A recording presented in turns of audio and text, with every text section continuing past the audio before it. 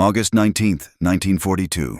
The dense jungles near Taivu Point, Guadalcanal, pressed in from all sides. Second Lieutenant Genjiro Imai of the 8th Independent Anti-Tank Gun Company noted in his diary the same astonishment that swept through many Japanese soldiers when they first faced the Americans. Through a maze of palm trunks and choking vines, Imai and 916 men from Colonel Kiyono Ichiki's detachment had just come ashore from destroyers, completing a nocturnal landing that Japanese command saw as the opening move toward reclaiming Henderson Field. They had been assured that no more than 2,000 poorly trained, soft, and easily frightened Americans were on the island. Colonel Ichiki himself had brushed aside every warning that urged him to wait for reinforcements. "These are Americans," he told his officers confidently. "We'll drive them into the sea before the sun rises." None of these veterans of China and Southeast Asia realized they were about to face an encounter unlike anything in the long history of the Imperial Japanese Army. It would not simply be defeat, an idea almost unimaginable to men who had known only victory since 1937, but a total collapse of their tactical faith, their strategic doctrine, and every ideological belief that defined the Japanese art of war. The jungle would turn against them. The night they once ruled would betray them, and America's unmatched power in organization, logistics, and firepower would destroy the illusion of Japanese supremacy in close combat. That transformation had begun 2 weeks earlier, on August 7th, when 11,000 Marines of the U.S. 1st Marine Division stormed ashore at Lunga Point. General Alexander Vandegrift's Leathernecks were carrying out Operation Watchtower, the first American offensive of the Pacific War. On paper, the mission seemed simple enough: seize the unfinished Japanese airfield, establish a defensive line, and hold until relief arrived. In truth, they were stepping into what would become the longest and most punishing campaign in the Marine Corps' history to that date. A test of human strength and endurance unlike any they had faced. Guadalcanal itself looked like a tropical nightmare. The island stretched 90 miles in length and 25 miles in width. Its center dominated by mountains soaring 8,000 feet into constant cloud cover. Around Henderson Field, the coastline was a choking expanse of kunai grass, swamps, and jungle so dense that visibility dropped to only a few feet. The air felt heavy and suffocating, with humidity rarely below 90%. Mosquitoes swarmed so thickly that men breathed them in. The rivers and streams that looked clear from reconnaissance photos were alive with parasites and disease. Malaria, dengue fever, dysentery, and tropical ulcers would soon incapacitate more men than Japanese bullets ever could. Yet on that first morning, the Marines found the airfield almost deserted. The 2,200 Japanese construction workers and 600 naval personnel had vanished into the jungle, leaving behind their tools, equipment, and, most crucially, the airfield itself. By the evening of August 8th, American engineers were already finishing the runway. It would be christened Henderson Field, in honor of Major Lofton Henderson, a Marine pilot killed at Midway. Within days, American aircraft began landing there, forming the nucleus of what history would later call the Cactus Air Force. Japan's counterstroke came swiftly, and it was disastrous for the American Navy. On the night of August 9th, Vice Admiral Gunichi Mikawa led 7 cruisers and a destroyer in a daring nighttime strike. The resulting Battle of Savo Island became one of the U.S. Navy's darkest hours. 4 heavy cruisers, USS Quincy, USS Vincennes, USS Astoria, and HMAS Canberra, were sunk within an hour. Over 1,000 sailors died amid the burning wreckage. The remaining Allied ships withdrew, taking with them most of the still unloaded supplies. The Marines were left stranded, cut off from reinforcements, facing a strengthened enemy with barely half their equipment and provisions. What Japan's high command failed to understand in those first August weeks was that Henderson Field had become the heart of the entire campaign. Control of that single airfield meant dominance over the surrounding seas during daylight. From Henderson, American aircraft could strike any Japanese ship within 200 miles, a fact that would define the course of the battle. The Japanese still held the night, sending reinforcements and supplies aboard swift destroyers on missions soon nicknamed the Tokyo Express. But with sunrise, American planes ruled the skies. The logic of the war demanded that Japan recapture Henderson Field before the Americans could solidify their hold. Imperial General Headquarters assigned the mission to Lieutenant General Harukichi Hyakutake's 17th Army, stationed at Rabaul. Hyakutake's available forces were few. The 35th Infantry Brigade under Major General Kiyotake Kawaguchi remained at Palau, while the 4th Infantry Regiment was still stationed in the Philippines. The nearest available formation was Colonel Ichiki's 28th Infantry Regiment, stationed near Guam. It had originally been assigned to the Midway operation, which was cancelled following Japan's crushing naval defeat that June. Colonel Kiyonao Ichiki, once an instructor at the infantry school, had earned a reputation as a brilliant tactician. Yet he was equally known for his impulsiveness and unshakable faith in Japanese spirit, as superior to American industrial strength. Before departing Truk for Guadalcanal, Ichiki received explicit orders to wait for the remainder of his regiment before launching any attempt to reclaim the airfield. Still, he had little regard for American fighting ability. He had studied reports from earlier campaigns in China and the Philippines. Everywhere Japanese troops had met Western forces. The pattern, he believed, was clear. Western soldiers lacked discipline, crumbled under pressure, and could never stand against Japanese warriors in close combat. On the night of August 18th, 6 destroyers carried 917 men of Ichiki's first element to Taivu Point, 15 miles east of the marine perimeter. The landing was flawless, completely unnoticed by the Americans. Ichiki immediately dispatched reconnaissance patrols to gather information on enemy strength and positions. It was a standard tactical move, but one that would seal his fate.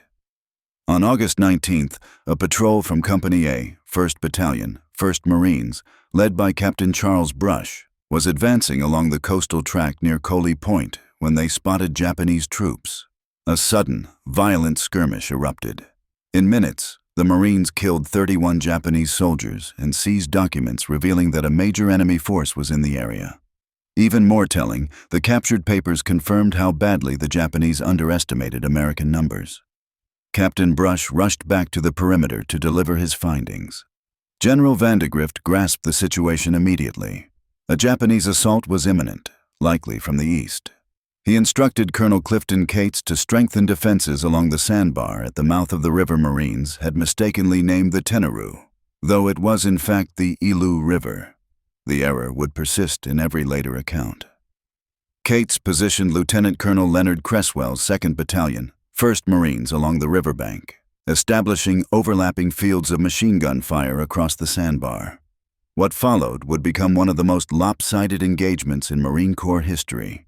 Ichiki, unwilling to wait for reports from his missing patrol or for additional forces, chose to strike at once. During the night of August 20th and into the early hours of August 21st, he ordered a frontal assault straight across the sandbar.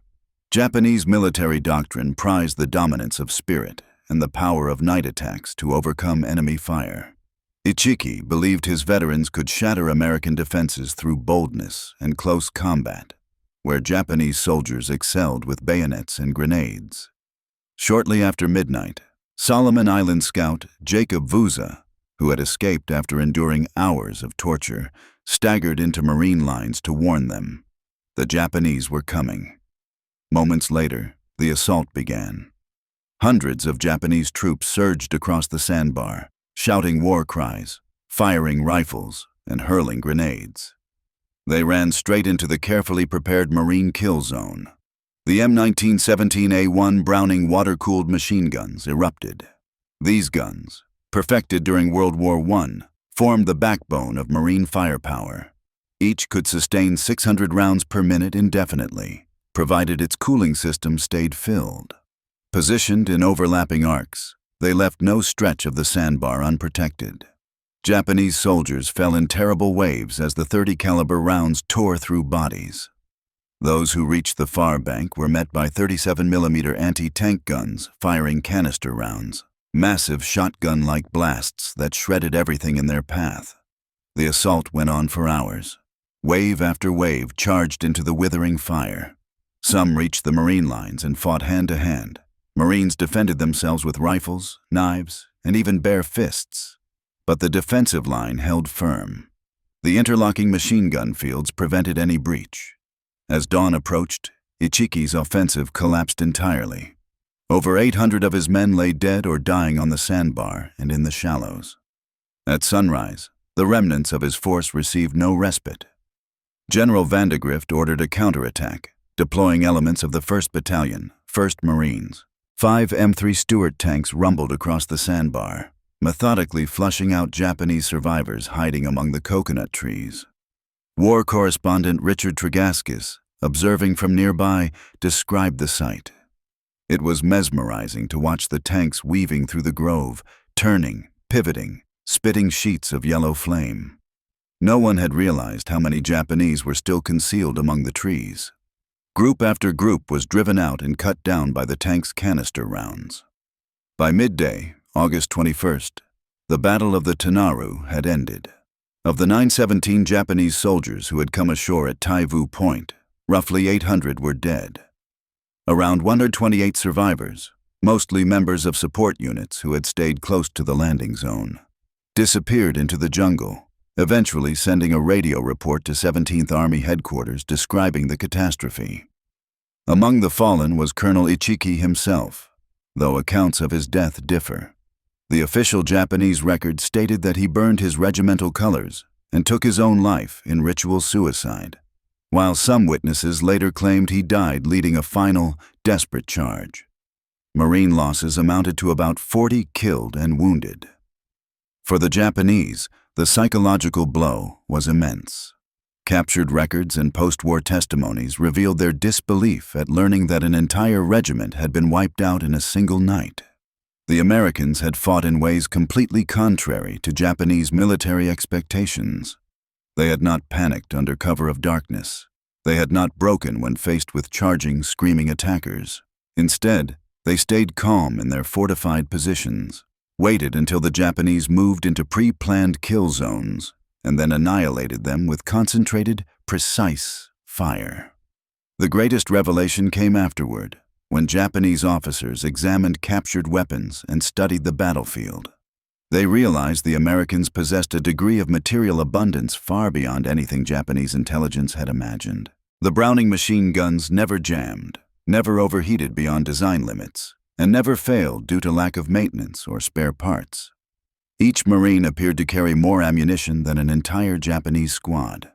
The artillery support the Americans could summon exceeded anything the Japanese army could field, and the coordination between infantry, artillery, and even offshore naval gunfire created an integrated web of destruction unlike anything the Japanese had ever faced. Within mere days of the Tenaru defeat, additional Japanese forces were already heading toward Guadalcanal.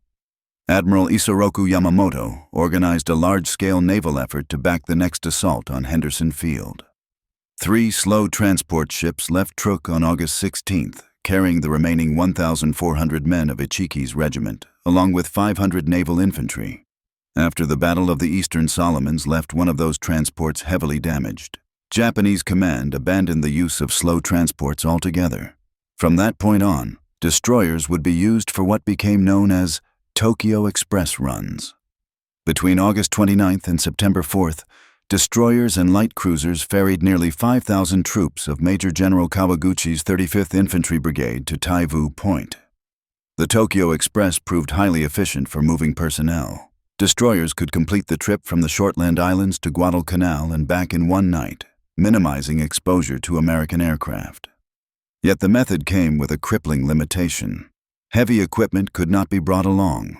Artillery pieces, tanks, trucks, and, most critically, sufficient food and ammunition had to be left behind. This logistical constraint would ultimately doom every Japanese offensive on Guadalcanal. Soldiers arrived with only the gear they could carry and were forced to survive by scavenging locally or smuggling small amounts of supplies through American lines. As the fighting dragged on, Japanese troops found themselves battling not only American firepower, but also hunger and exhaustion. General Kawaguchi fixed September 12th as the date for his major assault on Henderson Field. His plan envisioned a 3-pronged offensive.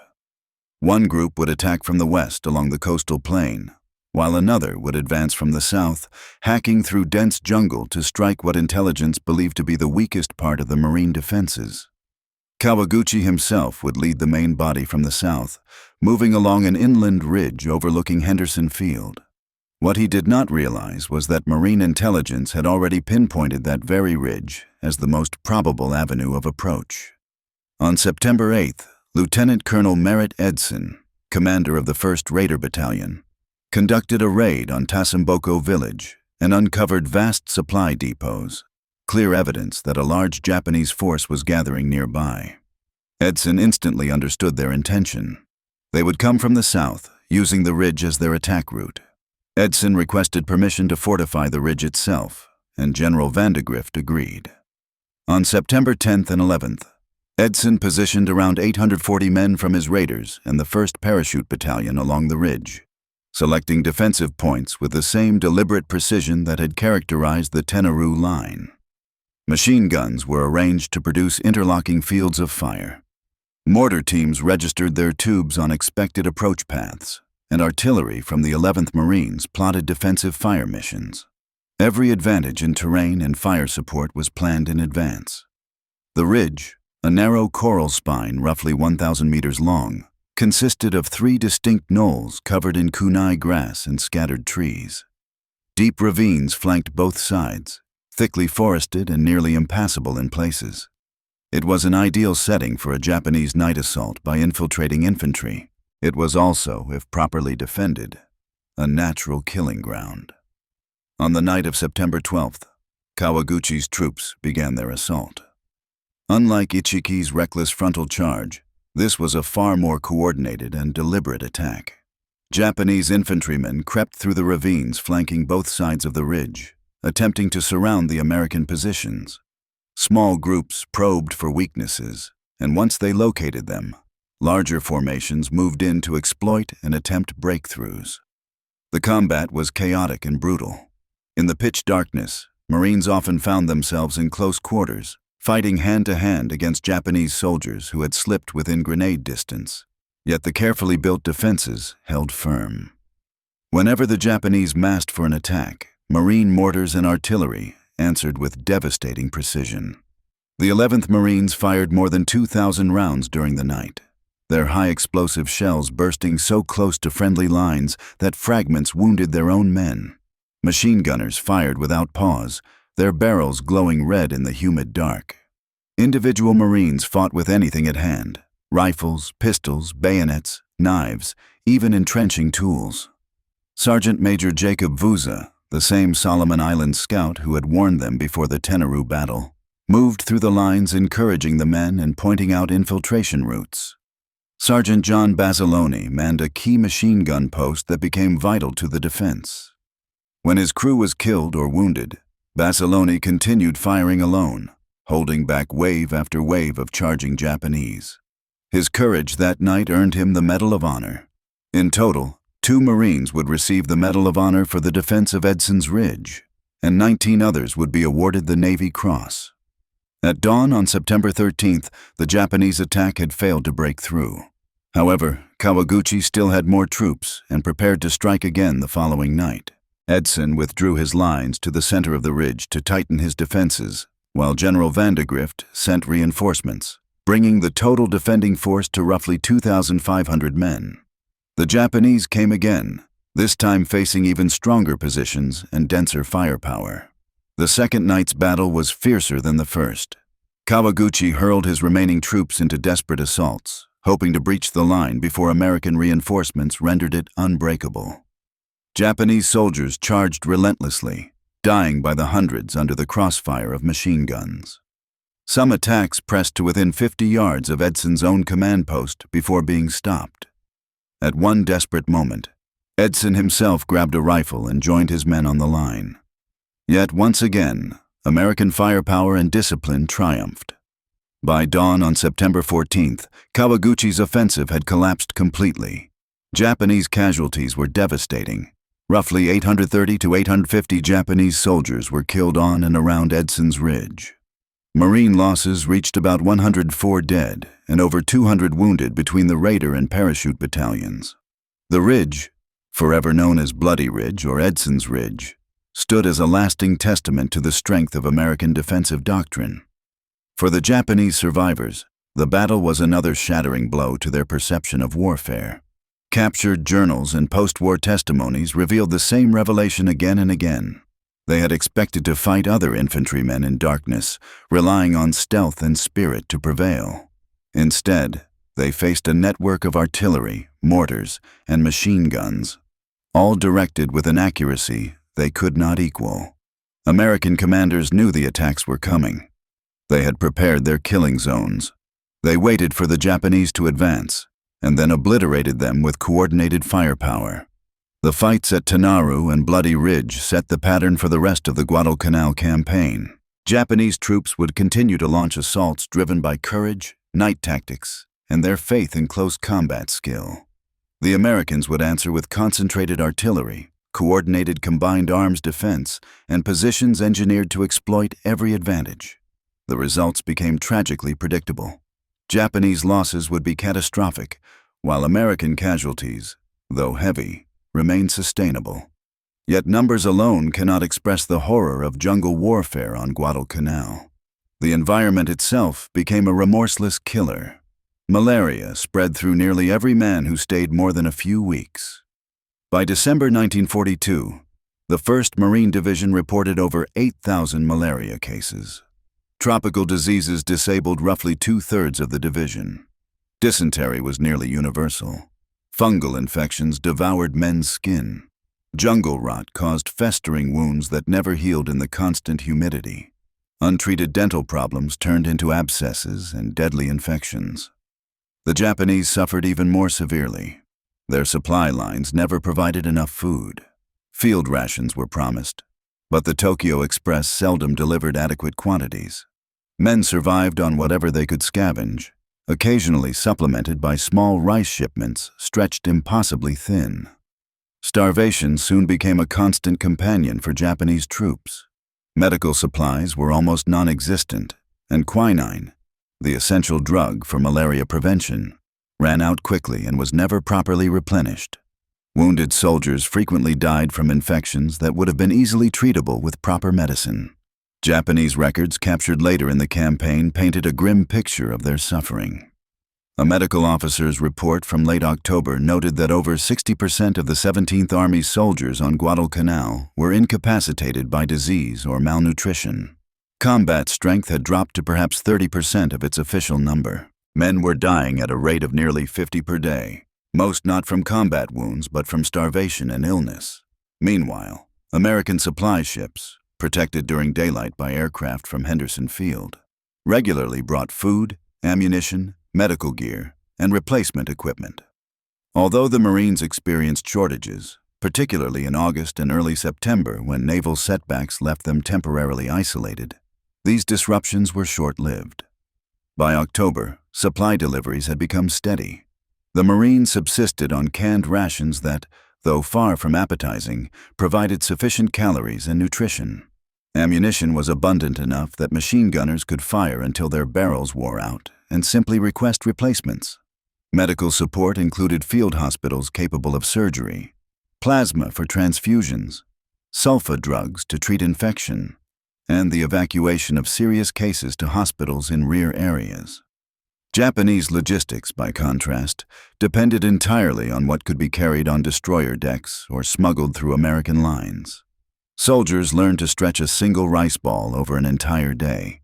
Ammunition was rationed so severely that orders often restricted firing unless absolutely necessary. Medical treatment often amounted to a simple bandage, if one was available. Those less fortunate faced amputations without anesthesia or death when wounds turned septic.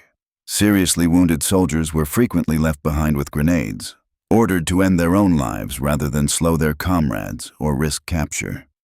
In late October, the Japanese launched their largest offensive of the campaign. General Harukichi Hyakutake himself arrived on Guadalcanal to take personal command. He brought elements of the 2nd Division, including experienced veterans from China. The plan called for coordinated strikes from multiple directions, with the main thrust coming from the south through dense jungle reminiscent of the Bloody Ridge approach. This time, The Japanese would have more troops, improved coordination, and artillery that had finally reached the island aboard destroyers. The offensive opened on October 23rd with an initial assault from the west. 9 Japanese tanks, rare on Guadalcanal due to transport difficulties, led an advance across the Tenaru River. The American defenders, including newly arrived units from the 164th Infantry Regiment of the American Division, were fully prepared. Anti-tank guns, artillery, and even an M3 Stuart tank knocked out all 9 Japanese tanks in rapid succession. The western attack collapsed with heavy losses. The main assault began on the night of October 24th to 25th. Roughly 5,600 Japanese troops under Major General Yumio Nasu advanced from the south, hoping to break through the American defenses protecting Henderson Field. Opposing them was the 1st Battalion, 7th Marines, commanded by Lieutenant Colonel Lewis Chesty Puller and reinforced by elements of the 164th Infantry Regiment. The fighting that night became legendary in Marine Corps history. Wave after wave of Japanese attacks struck the Marine lines. Each local penetration was immediately countered. Machine gunners kept firing until their weapons failed, then grabbed rifles and continued the fight. Artillery from the 11th Marines fired missions so close to friendly lines that shells exploded just yards away. Offshore, the battleship USS Washington waited, ready to provide fire support if necessary. At one critical moment, only a single Marine battalion stood between the Japanese and Henderson Field, but they held firm. Sergeant John Basilone, already distinguished at Bloody Ridge, again became a pivotal figure in the defense.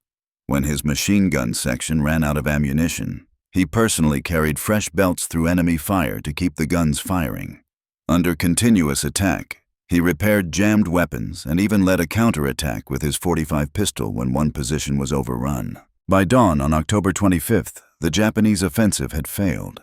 General Nasu was dead, cut down by machine gun fire during the night's fighting.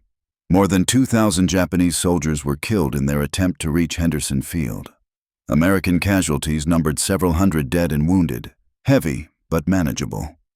October 1942 also brought a series of major naval battles that shifted control of the seas around Guadalcanal. The Naval Battle of Guadalcanal, fought from November 12th to 15th, produced some of the most violent surface engagements in naval history. In a chaotic nighttime clash on November 13th, American cruisers and destroyers fought a Japanese bombardment group that included the battleships Hiei and Kirishima. Rear Admiral Daniel Callahan and Rear Admiral Norman Scott, the only 2 American flag officers killed in surface combat during the war, both fell in that ferocious encounter. The Americans lost 2 light cruisers and 4 destroyers, with 3 additional destroyers damaged in the fighting. Yet the Japanese losses proved far more significant. The battleship Hiei, crippled during the night engagement, was sunk by American aircraft the following day. More importantly, the Japanese bombardment mission had failed. Henderson Field remained fully operational. On the night of November 14th to 15th, the battleship Kirishima attempted a second bombardment, but was intercepted by USS Washington and USS South Dakota. In a devastating demonstration of radar-directed American gunnery, Washington struck Kirishima 9 times with 16-inch shells, firing at ranges where Japanese lookouts could barely make out the target. Kirishima sank with heavy loss of life. Even more decisive, American aircraft and surface ships annihilated a Japanese convoy attempting to land the 38th Division along with its heavy equipment. Out of 11 transport ships, only 4 managed to reach Guadalcanal, and those were destroyed by air and artillery strikes before they could unload completely. Japanese losses from the convoy exceeded 5,000 men. This marked Japan's final serious attempt to reinforce Guadalcanal with a full, well-equipped ground force. For the soldiers already trapped on the island, November signaled the beginning of the end. They had expected reinforcements and supplies, but instead learned that the naval battles had failed, the convoys were gone, and no help would arrive. Rations were cut again. Men who were already starving were told to survive on even less. Medical supplies, already scarce, disappeared entirely. The sick and wounded filled crude jungle hospitals where doctors could do little more than watch them die. Captured diaries from this period revealed a haunting picture of collapse. Soldiers wrote of rice rations reduced to a single ball a day, of disease spreading unchecked, of bodies burned when comrades had the strength, and of the grim realization that no more supplies would ever come. Some resorted to eating grass, roots, and tree bark. Many died from poisonous plants. The survivors wasted away, reduced to hollow, starving figures. December brought the final reckoning. Japanese command at Rabaul made the fateful decision to evacuate Guadalcanal. Publicly, Tokyo refused to admit defeat, but privately leaders knew that continuing the fight would mean the annihilation of the 17th Army. Roughly 11,000 Japanese soldiers remained on the island, down from a peak strength of 36,000. Of those, perhaps 7,000 were strong enough to walk. The rest were sick, wounded, or so emaciated they could barely move. The evacuation, codenamed Operation K, became one of the most efficiently executed Japanese operations of the war. Using destroyer runs similar to the Tokyo Express, Japanese naval units extracted 10,652 men over 3 nights in early February 1943. It was an impressive feat under impossible conditions, but it could not conceal the scale of the disaster. Japanese forces on Guadalcanal had once numbered about 36,000. Of these, between 25,000 and 30,000 perished. Around 14,800 killed in battle, and another 10,000 to 15,000 dead from starvation or disease. American losses, though severe, were far more manageable. The Marine and Army forces who fought on Guadalcanal suffered approximately 1,600 killed, 4,200 wounded, and several thousand temporarily incapacitated by tropical illness. Yet American manpower and industry easily replaced these losses. New divisions were already in training. Ships and aircraft rolled off assembly lines faster than they could be destroyed. The strategic momentum had shifted for good. The psychological effect of Guadalcanal on Japan's military thinking was immense. For the first time, Japanese forces had been decisively beaten in prolonged ground combat. Every offensive had failed, and every attempt to apply traditional Japanese doctrine had ended in disaster. The realization that American troops were not only materially stronger, but also tactically skilled, well-led, and capable of withstanding extreme hardship shattered long-held pre-war beliefs. Japanese officers who survived the campaign and later wrote memoirs or gave interviews echoed the same conclusions. They had completely underestimated American fighting capability. The disparity in supplies and weaponry was far greater than their intelligence had suggested. They also recognized that Japanese logistics were fundamentally unsuited for long campaigns against an enemy controlling both the sea and the air. Spiritual will and tactical expertise could not compensate for overwhelming disadvantages in firepower and resources. Post-war testimonies from surviving veterans reached a consistent verdict. They had believed themselves superior warriors, more disciplined, more willing to die, and more skilled in night and close combat. But on Guadalcanal, they learned a harsher truth. Modern war was won not by spirit alone, but by systems. The Americans had systems for everything, for logistics, for medical treatment, for artillery coordination, for air support, and every system functioned with efficiency. Japanese systems failed because they had never been properly built to sustain such warfare. Veterans who survived the campaign later provided detailed accounts contradicting official wartime propaganda, openly admitting that American troops fought with remarkable skill and discipline, especially in nighttime defensive battles. They acknowledged that the Americans endured malaria, dysentery, and horrific conditions, yet managed to remain combat effective because their logistics never failed them. They realized that American firepower was immense, coordinated, accurate, and devastatingly concentrated. A single U.S. battalion possessed more practical firepower than an entire Japanese regiment. The technical foundations of American superiority were striking.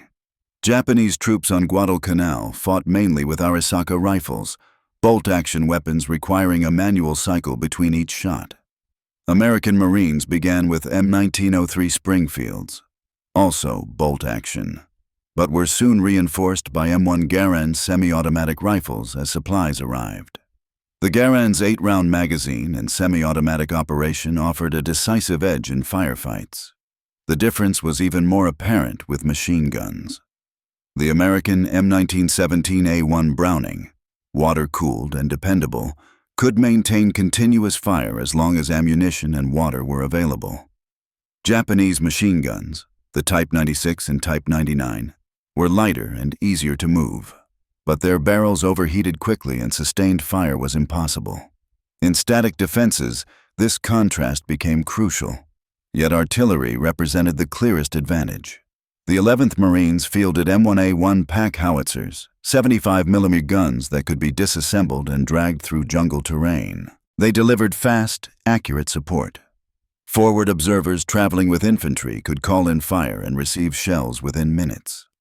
Japanese artillery on Guadalcanal, by contrast, was scarce, cumbersome to move, and constantly short of ammunition. Naval gunfire added another level of support that Japan could not counter. American destroyers and cruisers offshore could shell Japanese concentrations or provide immediate assistance to Marine units ashore.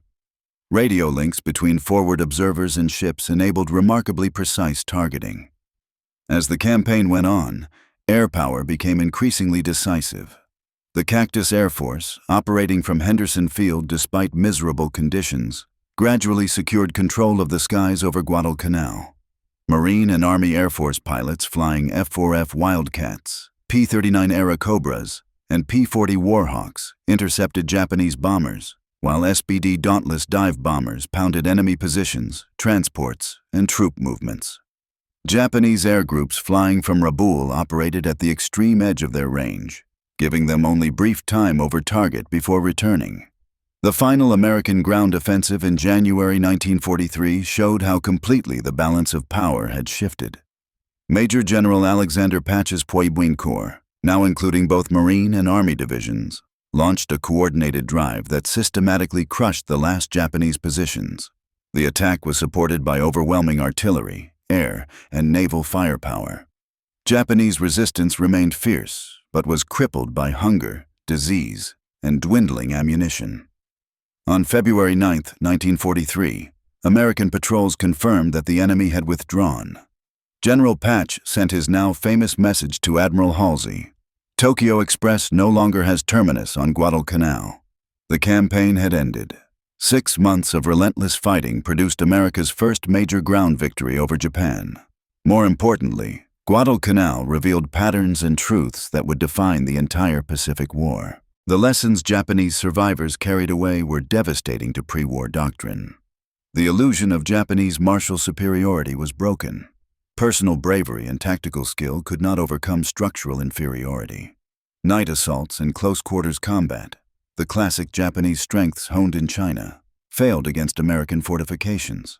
Logistics and resupply proved not minor details, but the foundation of modern warfare. Control of sea and air dictated success on land. These hard-won lessons, purchased through blood and starvation, should have transformed Japanese strategy. Some officers understood this. Colonel Masanobu Tsuji, a staff officer who had visited Guadalcanal during the campaign, later wrote that Japan had to completely rethink its approach to war. The Americans, he observed, were waging an industrial conflict in which victory was decided by production capacity. Japan could not hope to triumph in such a struggle, but the Japanese military, steeped in tradition and buoyed by earlier victories, could not easily accept such a fundamental shift in thinking. The official explanation for the defeat blamed inadequate supplies, naval setbacks, and the unforeseen strength of American defenses. It avoided confronting the deeper truth that Japanese tactical doctrine itself was flawed, that the style of warfare which had succeeded against China was obsolete when facing an industrialized opponent.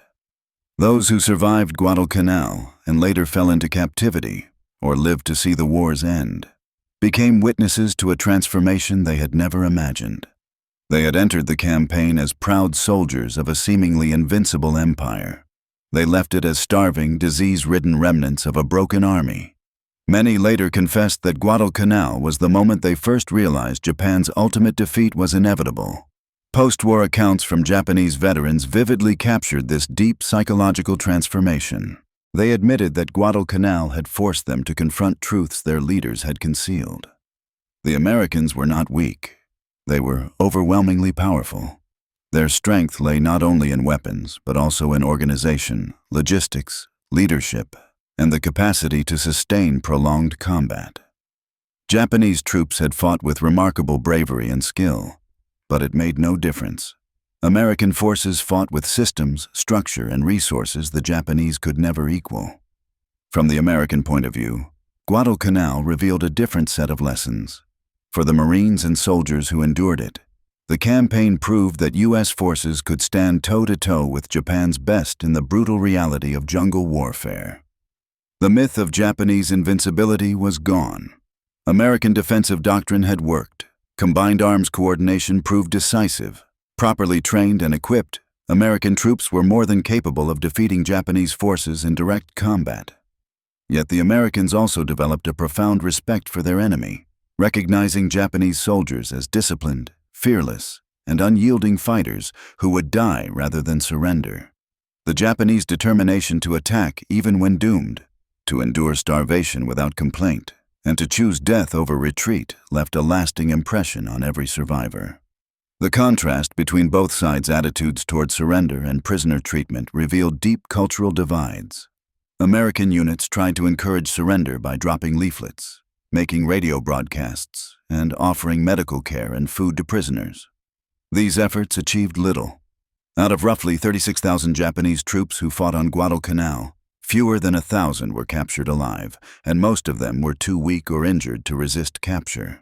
The strategic significance of Guadalcanal reached far beyond the island itself. Japan's failure to retake Henderson Field, followed by its evacuation, showed that the supposedly impenetrable Japanese defensive ring could, in fact, be broken.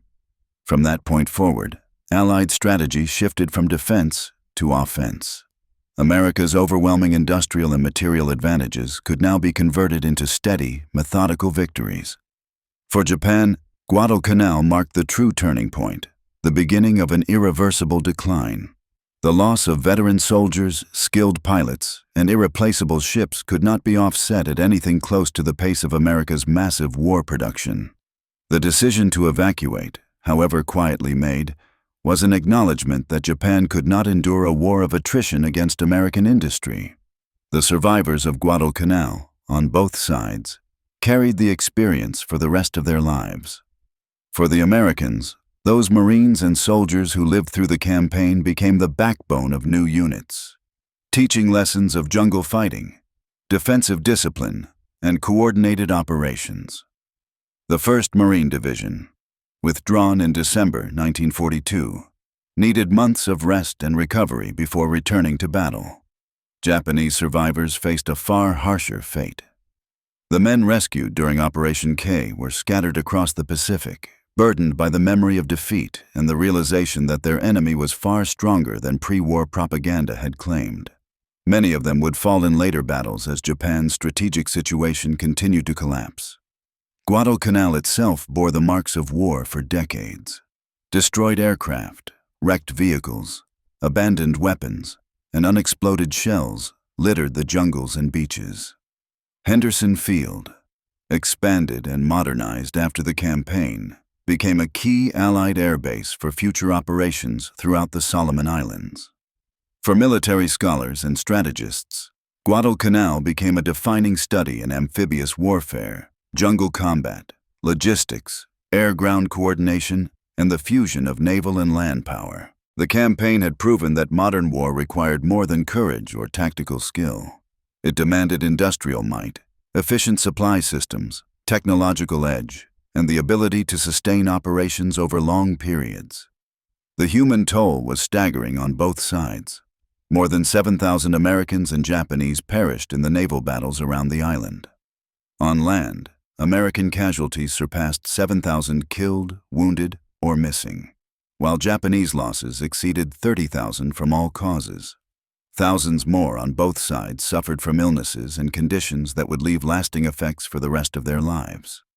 Yet, in strictly military terms, The immense cost was deemed strategically justified. Guadalcanal marked the pivotal moment when Allied forces turned from defense to offense in the Pacific. It proved that Japan could be beaten in ground warfare. It also set the patterns of air and naval dominance that would define the remainder of the conflict. The story of Japanese soldiers confronting American jungle warfare on Guadalcanal ultimately tells of a clash between two fundamentally different visions of modern war. One side placed faith in the supremacy of the warrior spirit, in the belief that courage could overcome any material disadvantage, that superior tactics alone could achieve victory regardless of resources. The other side believed in the organized use of industrial power, in logistics and firepower as decisive multipliers, and in the coordination of combined arms as the true key to success. Guadalcanal's dense jungles became the crucible where those opposing doctrines met head-on. The outcome, reached after 6 months of savage fighting, proved that sustained logistics and concentrated firepower, when paired with capable tactics and disciplined soldiers, formed a type of military strength that Japanese forces simply could not equal.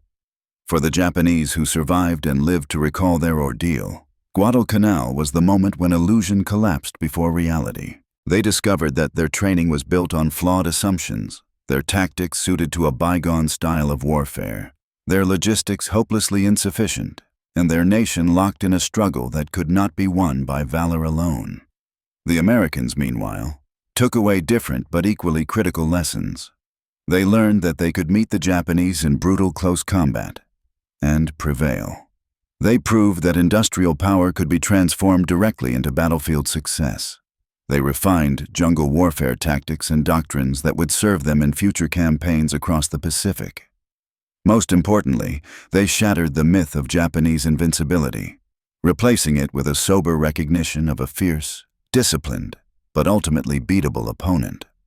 On Guadalcanal, Japanese troops were not frightened by American soldiers as individuals, though those soldiers fought with skill and resolve, but by the methodical, unending, and overwhelming application of firepower and material superiority that the Americans brought to every engagement. It was a terror rooted not in fear of death, which Japanese warriors had long accepted, but in the dawning awareness that courage and sacrifice meant nothing against an enemy whose supplies never ceased, whose wounded were treated and returned to battle, whose artillery fire was constant, whose aircraft ruled the skies, and whose industry could replace every loss faster than war could claim it. The transformation that began with Japan's first confrontation with American jungle warfare on Guadalcanal marked a fundamental turning point in the Pacific. From that moment on, Japanese forces would fight defensively, locked in a losing struggle against an opponent whose material strength grew greater each month. The brutal jungle battles of Guadalcanal became the model for all that followed, proving that American forces could fight and triumph in the harshest environments against a relentless enemy, so long as they possessed solid logistics, precise coordination, and the crushing advantage of superior firepower.